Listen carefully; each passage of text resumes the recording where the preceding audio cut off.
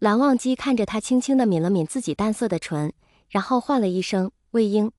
魏无羡不知为何，轻轻地打了一个颤，他吸了口气，然后转过头来对着蓝忘机笑着说道：韩光君唤我做什么？蓝忘机道：你700年一直在夷陵吗？魏无羡愣了一下，随即笑了笑说道：对呀，我一直在夷陵啊。蓝忘机点了点头，问道：这700年间过得可好？魏无羡笑着说道：韩光君今天可是第2次问我过得好不好了，我不是说了吗？我过得很好啊。蓝忘机似是放心，轻轻地了一声，道：那便好了。魏无羡悄悄地松了口气，他其实挺怕蓝湛问他之前的事情了，一不小心就露出来马脚，蓝湛太过于了解他，所以魏无羡的谨慎。过了一会，魏无羡又开口问道：那个小家伙和你一样是龙吗？蓝忘机不语。魏无羡又说道：我之前问他来着，他说他也不知道。蓝忘机点了点头，说道：他没办法化形，应是和自身病情有关，所以我也不知道阿灵原形是什么。魏无羡看了一眼蓝忘机，明知故问地问道：他娘亲也是条龙吗？蓝忘机一听，转过头看着魏无羡，看着魏无羡一脸淡定的样子，才说道：不是，是蛟龙。魏无羡装作恍然大悟的样子，说道：哦，原来是蛟龙啊。蓝忘机听着魏无羡的语气，微微地挑了一下眉，道：一条黑色的蛟龙。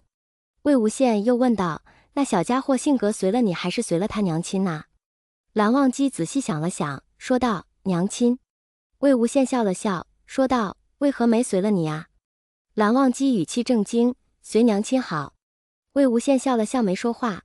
两个人不知不觉就在湖边坐了一下午，起初魏无羡有些不自在，但是想到身边是蓝湛，他还是比较开心的，最起码他们已经好久都没有这样坐在一起过了。到底是开心多一些。兰陵已经睡醒了，拿着自己的小拨浪鼓从房间里面走了出来，迷迷糊糊地喊了一声父君。蓝忘机和魏无羡听见了，连忙起身走了过来。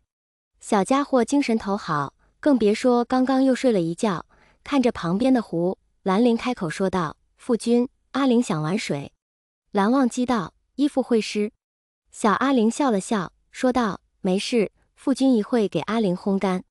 魏无羡一听就笑了，说道：韩光君，我可以陪着小家伙玩呢，放心吧。阿灵，过来。小兰陵哒哒哒地跑过去，魏无羡把他的鞋子脱下来，又把裤腿弄到了膝盖处，这才抱着小兰陵下水玩。魏无羡和兰陵在水里玩得开心，蓝忘机就在湖边看着他们两个，眉眼带着丝丝的温柔缱绻。兰陵笑得开心，魏无羡也开心。这个时候，兰陵忽然泼了一片水花，欢快地喊道：娘亲，你躲开啊！魏无羡没反应过来兰陵喊的是什么，就直接应了一声：好啊。但是说归说，那水花还是溅到了魏无羡身上一点，魏无羡也没在意，反而是湖边的蓝忘机反应了过来，随即那双浅色的眼睛带了一抹清淡的笑，只不过玩得开心的兰陵和魏无羡并没有看见。从那次以后，魏无羡发现蓝湛经常带着小家伙来夷陵玩，虽然不知道是怎么回事，但是魏无羡还是开心的。毕竟他上不去天，心里又想蓝湛和小家伙，小家伙和蓝湛能经常来，魏无羡再开心不过了。魏无羡最近闲得没事，又去了趟凡间，去凡间找了一些小玩意留着，等小家伙再来的时候送给他。其实魏无羡自己也在做，但是比较慢，得等一等。温情问道：魏无羡，你最近的药敷了吗？魏无羡语气漫不经心，说道：有时候敷，有时候不会。温情气急，就差拿手里面的药材甩魏无羡一身了，还好这药材珍贵。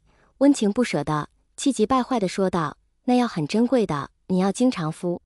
魏无羡姿态慵懒，胡乱地撩了撩自己的头发，说道：我知道了，可是后背我有时候敷不到啊。温情道：那药可以泡药浴的，你泡了吗？你也没泡，白浪费老娘那么好的药材。那药是可以消除天雷留下的伤疤的，那伤疤太过于狰狞，而且一个后背上差不多都是。魏无羡虽然不在意，但是万一蓝湛在意呢，所以我就找温情问一问有没有去除天雷伤疤的药材。温情手里面肯定是没有的，这药材肯定有，但是得找。温情翻了不少古书才找到药材的，谁知道这人居然不好好用。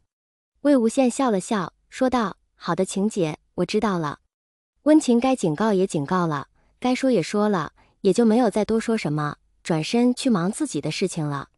魏无羡叹了口气，看了看天上的天，他有一种预感，雷劫似乎马上就要来了。他想着他要先渡完劫，然后成功飞升的话再告诉蓝湛他其实并没有失忆，他都记着他们。魏无羡不敢想象自己如果在渡劫失败或是什么场景，他不敢想。其实成龙你要说他难渡也难渡，要说他简单也简单，只要你修为在，只要你的能力在，其实并没有很大的难度都可以渡劫成功的。700年前如果魏无羡没有被天帝摆了一道的话，那他现在已经成龙了，而不会渡劫失败，导致他和蓝湛错过了700年。然而魏无羡的预想是对的，果不其然，过了几天之后，天上开始电闪雷鸣，阴云密布。温情看着这样的天皱了皱眉，说道：“魏无羡，你的雷劫要到了。”仔细听的话，温情的声音还是有一些紧张的。反倒是魏无羡没有丝毫的紧张，说到来就来了呗，其实早就该来了。温情不吭声。魏无羡说道：“晴姐，等一会雷劫来的时候你就躲开，要是这个雷劫误伤到你的话，后果不堪设想。”温情道：“这个修为的雷劫都是有灵性，往往不会伤害无辜的人。”魏无羡一听，微微松了口气，说道：“那就好。”温情道：“反正我现在说什么都没有用了，这个雷劫你该渡还得渡，但是魏无羡，我提醒你一句，你最好渡劫成功，不可以失败。”魏无羡笑了一声，说道：“我什么时候做没有把握的事情？”温情叹了口气，说道：“甚好。”蓝忘机最近几天一直都有些心神不宁，总觉得有什么事情要发生。这一天，他和小家伙从净室里面出来，发现四周的天忽然微微变了脸色。只见夷陵那边的天已经变了，黑压压的一片，丝毫没有之前的晴朗好天气。蓝忘机把兰陵抱起来，说道：“阿陵，我们去找你娘亲好不好？”兰陵不知道自己父君怎么了，为什么变得忽然好难过的样子，只能点了点，说道：“好。”蓝忘机其实心里害怕，700年的雷劫早就是他心里的那一根刺，抱着兰陵的手都有些发抖。兰陵抱着自己父亲的脖子不撒手，又蹭了蹭蓝忘机的脖子，说道：“父君别怕呀，只是要打雷了而已。他已经看见了夷陵那边的天，以后就是单纯的要下雨打雷罢了。”蓝忘机嗯了一声。